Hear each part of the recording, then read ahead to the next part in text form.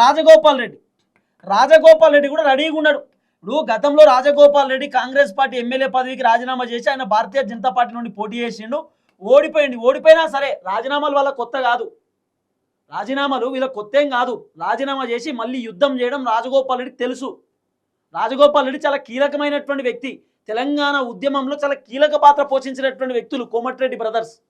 అయితే రాజగోపాల్ రెడ్డి కూడా open up అవుతున్నాడు, ఏమని, నాకు మంత్రి పదవి ఇవ్వకపోతే నేను ఎమ్మెల్యే పదవికి రాజీనామా చేస్తా, మళ్ళీ పోటీ చేయండి, గెలిపించుకోండి, మీ ఇష్టం. అవసరమని కూడా రాజగోపాల్ రెడ్డి ఇండిపెండెంట్గా పోటీ చేయడానికి రెడీ అవుతున్నాడు. ఏ పార్టీకి సంబంధం లేకుండా, ఏ పార్టీతో అవసరం లేకుండా రాజగోపాల్ రెడ్డి ఇండిపెండెంట్గా పోటీ చేసే కార్యక్రమం చేయబోతున్నట.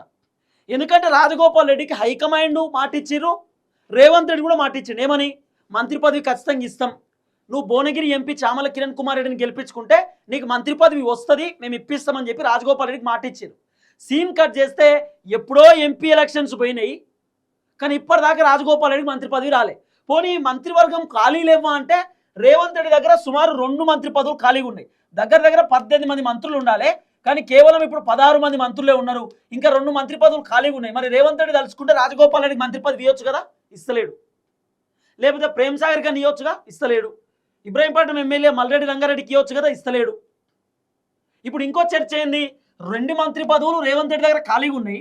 ఇప్పుడు ఎవరైతే 16 మంది మంత్రులు ఉన్నారో 16 మంది మంత్రులకు వెళ్ళి 3 తొలగిస్తారట, వీళ్ళు చక్కగా పనిచేస్తలేరట. ఒకటి కొండా సురేఖ పేరు వినబడుతున్నది, కొండా సురేఖని మంత్రివర్గం నుండి తీసేస్తారనే పేరు వినబడుతుంది.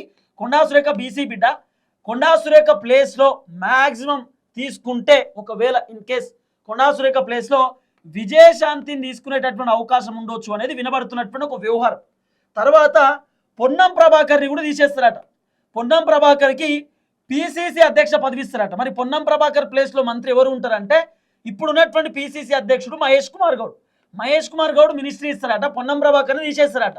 తర్వాత జూపల్లి కృష్ణరావుని కూడా తీసేస్తానే చర్చ వినబడుతుంది. జూపల్లిని తీసేసి జూపల్లి ప్లేస్లో ప్రేమ్ సాగర్ రావుకు మంత్రి పదవి ఇస్తారనేది వినబడుతున్న చర్చ. మళ్ళీ కోమటిరెడ్డి వెంకటరెడ్డిని కూడా తీసేసి కోమటిరెడ్డి వెంకటరెడ్డి ప్లేస్లో వాళ్ళ బ్రదర్ రాజగోపాల్ రెడ్డికి మంత్రి పదవి ఇవ్వచ్చు అనేది వినబడుతున్న వ్యవహారం. కానీ కోమటిరెడ్డి వెంకటరెడ్డి మంత్రి పదవి అంత ఈజీగా తీసేయకపోవచ్చు.